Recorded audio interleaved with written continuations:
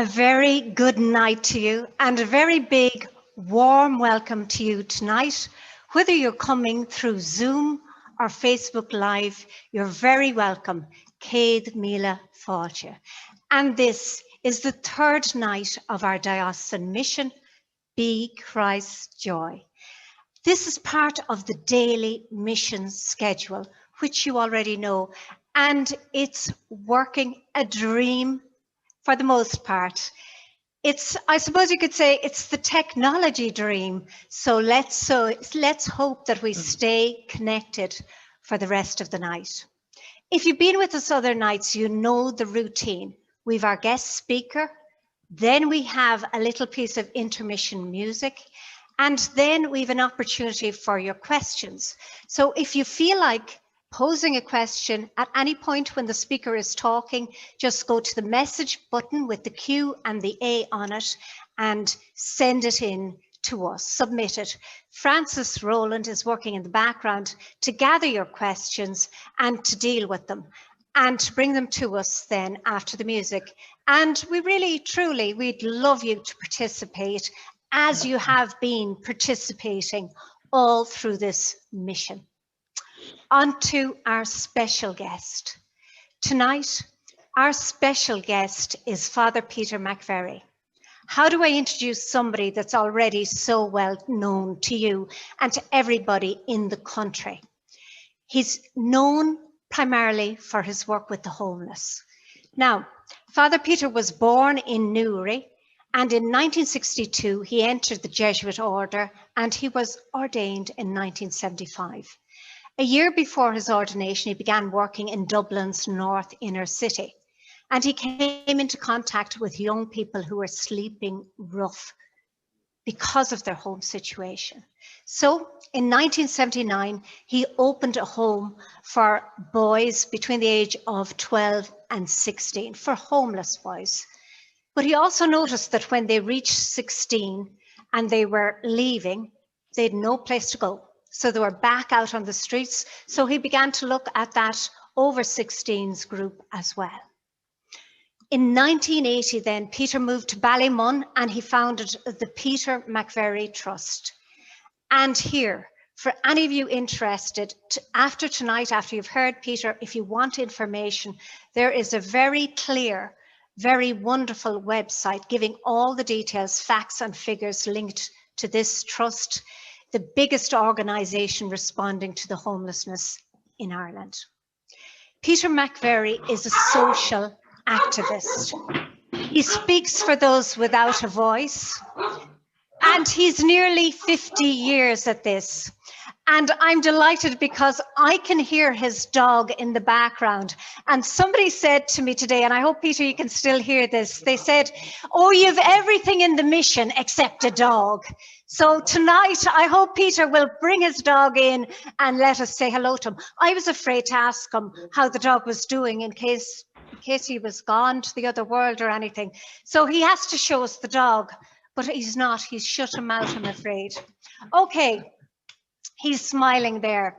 Back to the serious business that he has brought up, every aspect of homelessness and all the issues of these young people continually. One journalist in the year said, is Peter McVerry a saint? And concluded, if he's a saint, then he's a very angry saint. But I suppose there's plenty of room for those as well. His theme tonight, very obviously, is act justly. So over to you, Peter McVerry, and we'd love to see that dog, but off you go. Well, thank you very much indeed, and good welcome from Dublin. It's lovely here in Dublin. I don't know what the weather is like in Kerry, but it's dry here. It's quite warm, and it makes a pleasant change for people sleeping on the street from the very cold weather that we've had over the past week or so. And I hope we don't get interrupted again by a knock on the door. Our drop-in centre has closed because of the COVID, so my home has become a drop-in centre almost for homeless people. But I put a note in the door asking them not to knock until 8:45. Some will obey that and some may not, but that's. So to begin with, you know, the basis of our faith is that Jesus lived, was crucified, and rose again. And so my question really tonight is, why was Jesus crucified? What was going on there that they decided to get rid of him? One of my favorite passages from the gospel is at the beginning of Mark chapter 3, where Jesus is preaching in the synagogue on the Sabbath day, and he notices a man with a withered hand. Now, interestingly, the man with the withered hand doesn't ask Jesus to cure him. In fact, he doesn't attract Jesus' attention in any way. It's Jesus who takes the initiative. And he says to the man, stand up out here in the middle. And we know Jesus is going to cure him. But he's forbidden by the law to cure, because to cure is to do work, and work is forbidden on the Sabbath day. So my question is, why did Jesus say, stand up out here in the middle, and invite opposition from the scribes and the Pharisees? If I was Jesus, I'd have been far smarter. I'd have gone down to your man. I'd have whispered in his ear, come round the back afterwards. We won't cause any fuss. And sure, why not? The man, same outcome, the man goes away cured. I think Jesus says, stand up out here in the middle, because what he is about to do is at the heart of the revelation that he came to bring. Namely, that our God is a God of compassion and not a God of laws. Now, religion at the time of Jesus was a matter of obeying laws and rules. In fact, there were about 2,000 of them. And what God wanted most, they believed, was that we obey these laws, and that we obey every single one of them, no matter how small, because God had laid down these laws, and to break one of these laws was an affront to God. And so your relationship with God was conditional on your observance of these laws. Some of you may be old enough, like myself, to remember Ireland in the 1960s and 70s and 80s, where exactly the same attitude prevailed. But Jesus came and he said, no, there's something more important to God than obeying laws. God's passion was not the observance of laws. God's passion is compassion. To understand that, look at the society that Jesus came into. A society where the majority of people were very poor. They lived from day to day, and many of them were marginalized. It was believed that God had rejected them. The poor, the sick, the tax collectors, the prostitutes. God had rejected them because of their failure to obey the laws. Therefore, society had a responsibility to condemn them and exclude them. Jesus, on the contrary, spent much of his time with them. And as in Mark chapter 3, he broke the law when it prevented him from being compassionate. So Jesus challenged the accepted attitudes of the people of his time. He was friendly with sinners. He was telling them that they too are children of God and loved by God. To the religious authorities, Jesus was undermining the faith of the people by not condemning and excluding these sinners. And Jesus was challenging their authority. He had to be got rid of. It reminds me of the mother and baby homes that we are reading so much about these days. What was happening there? Well, these were women who Irish society at that time and the Irish church at that time believed that they had broken the law. And because they had broken the law, they had to be condemned. And they had some way of expressing our disapproval had to be found. And the fear was that they could undermine the faith of young people and their ability to obey the laws. And so they were sent to these mother and baby homes where enormous suffering was caused to them. Again, it was similar to what was happening in Jesus's time. Disobedience to the law meant you had to be somehow disapproved of, you had to be condemned, and you had to be put apart. Because if you weren't excluded, then it might be, some people might come to believe that it was okay to break the law. Now, in a well-functioning family, everybody is loved and cared for and supported. And if one of the family gets into difficulty, then everybody rallies around to support and to help them. And if there is a child who is sick or in pain, that child gets special care and special attention from the parents and from their siblings. For Jesus, every human being, the millionaire and the pauper, the righteous and the sinner, are the children of God. We are all one family, as Pope Francis constantly reminds us. Therefore, we are called to live like a well-functioning family, loving, caring for, and supporting every human being. But in a particular way, we are called to reach out to those who are in difficulties or pain or suffering. We cannot push anybody away and say that they have nothing to do with us, that they are not our responsibility. We are all the one family. Before we're Irish or Syrian or Somalian, before we're Christian or Muslim or Jewish, we all belong to the same organization, the human race. COVID-19 has revealed our dependency on one another. I am not safe unless everyone is safe. And it has brought out the best in us, people caring for their elderly neighbours, ensuring the safety of others by wearing masks and obeying all the other regulations.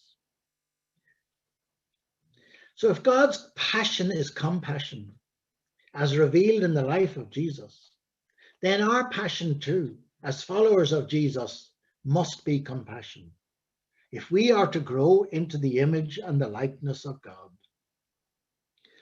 As then, Jesus challenges many of the accepted attitudes in our society today.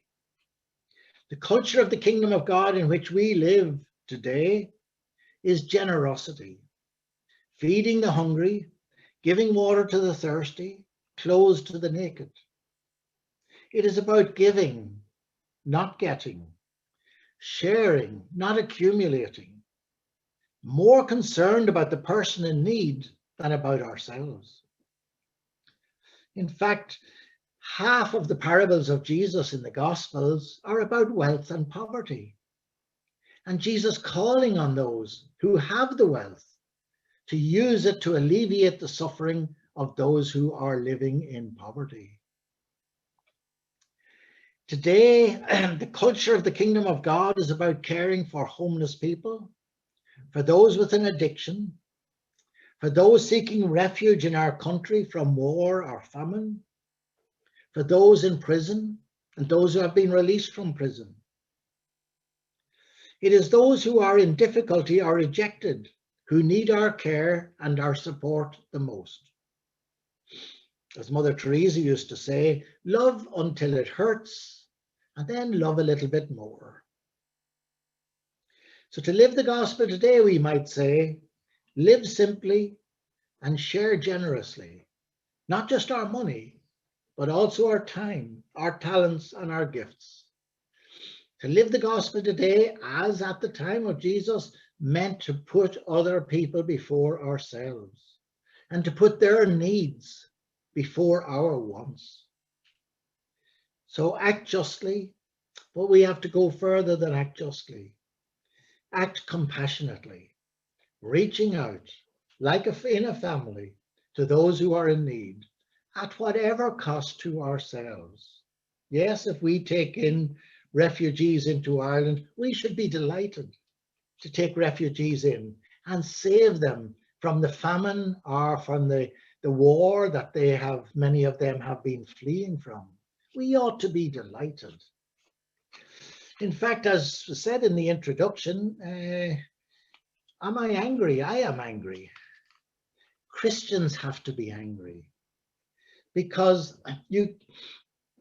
if you love someone who is suffering, you have to be angry at what is causing the suffering. And so I see a lot of suffering amongst homeless people, and I'm angry. I'm angry at the policies and the procedures and that create and maintain homelessness. You know, we Christians, well, Jesus was angry. Jesus was angry when he threw the buyers and sellers out of the temple. Jesus was angry when they refused to allow him to cure on a Sabbath because it was to break the law. Jesus was angry when he called the Pharisees, you hypocrites. You know, we are supposed to be angry because this world, as today, is not the world that Jesus wanted us to live.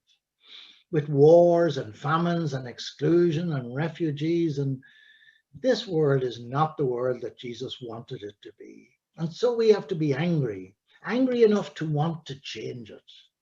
To want to change it so that every single human being, every single child of God can live a happy and a fulfilled life. That's our goal.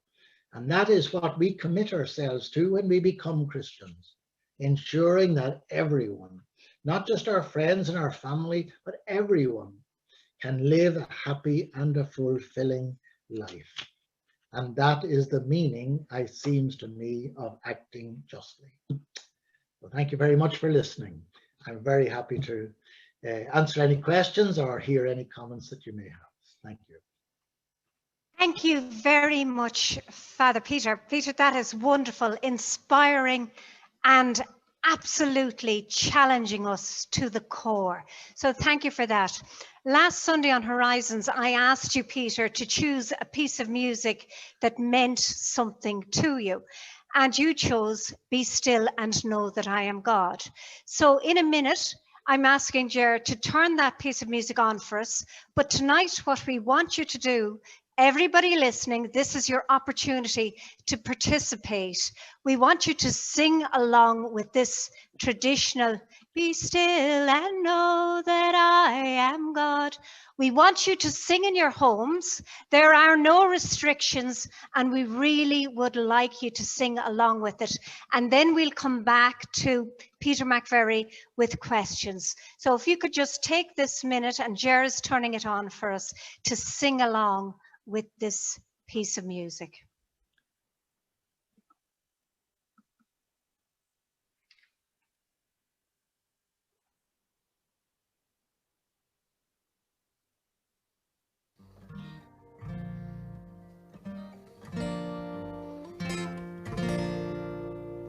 Be still and know that I am God.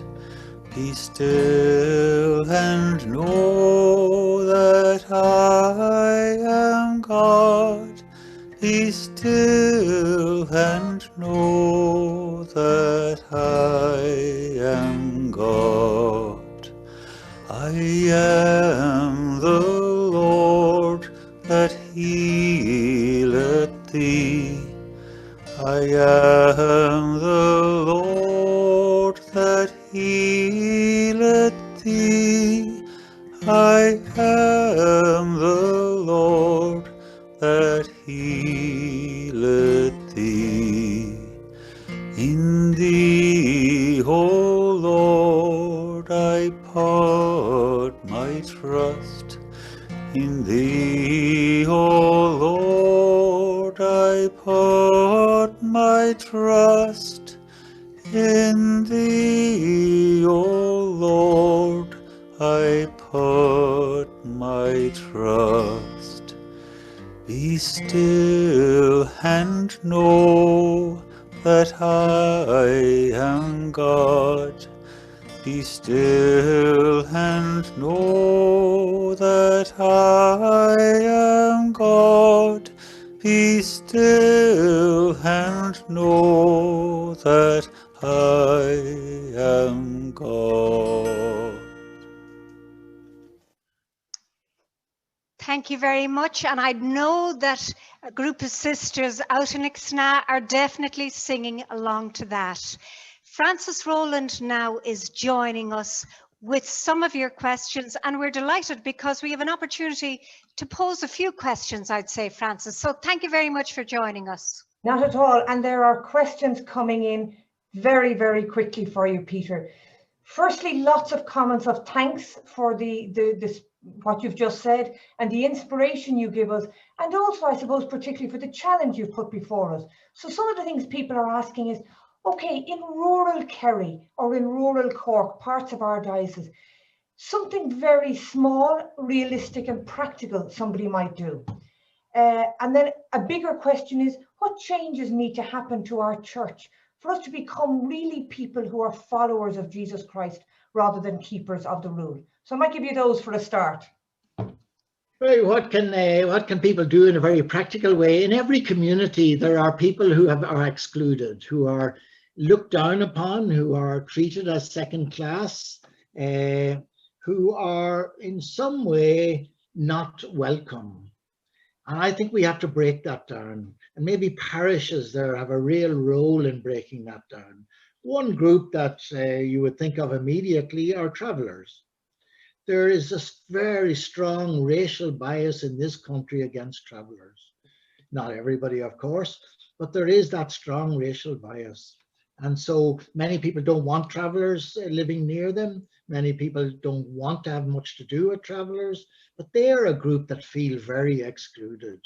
And so that's a group that I think we could reach out to, a group that we could welcome, and certainly not oppose housing for travellers in the vicinity of where I live. So I think we reach out to those who feel excluded and who feel unwanted in society, because they are not excluded or unwanted by God.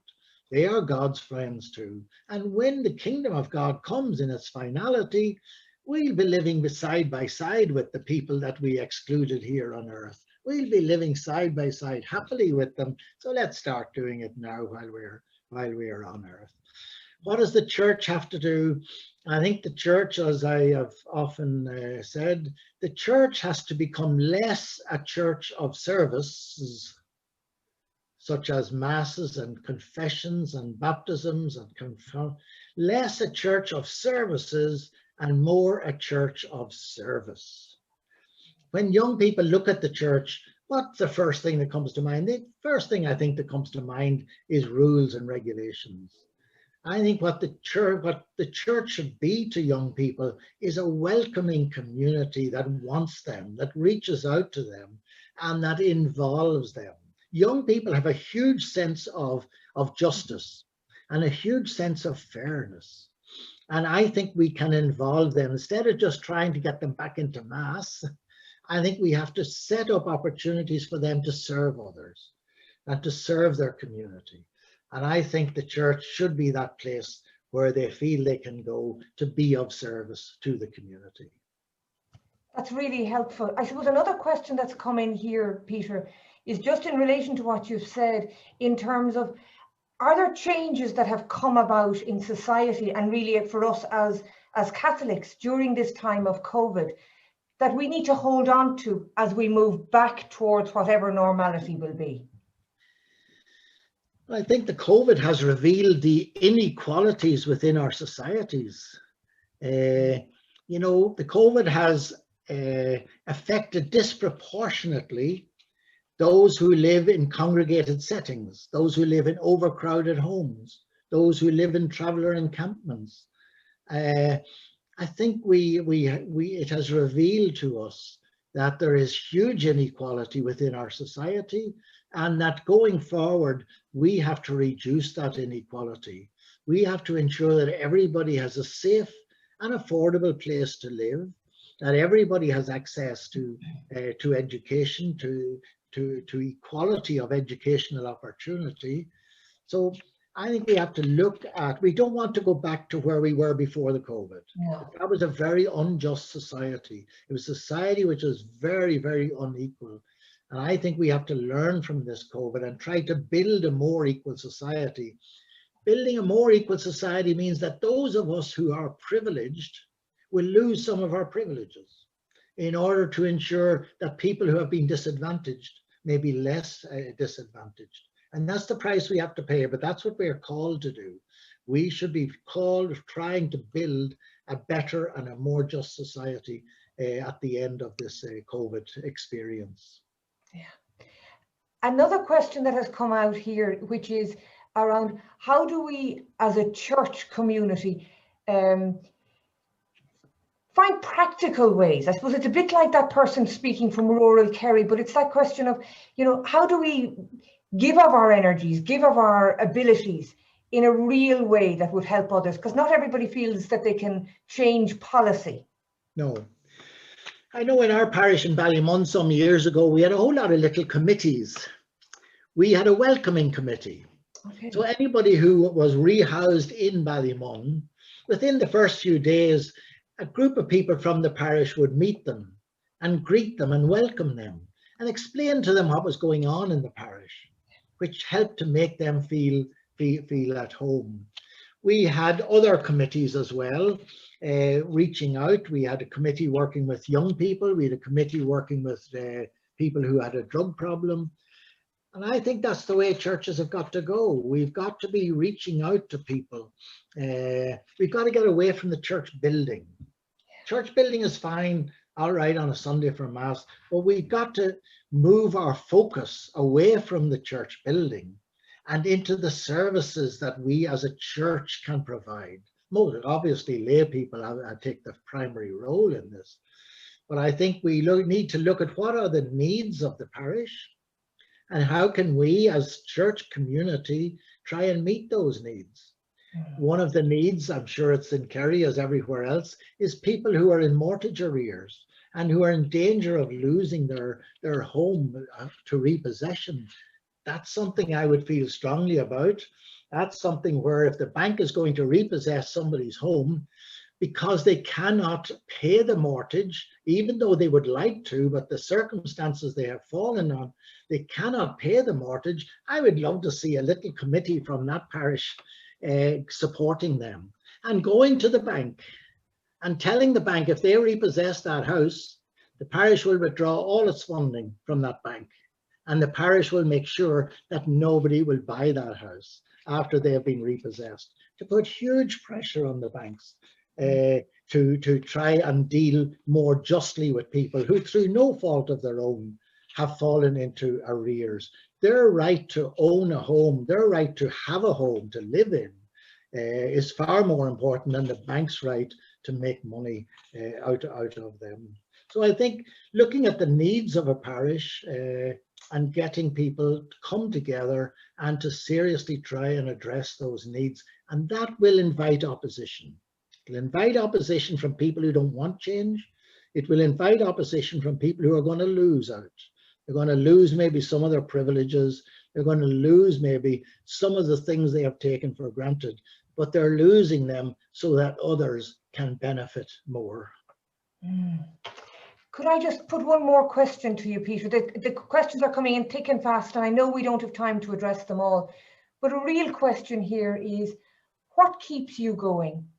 What nourishes your own sense of God, your own sense of faith? Surely you must get very tired because you've been fighting tirelessly for the rights and the care of homeless for so many years, and we are still where we are.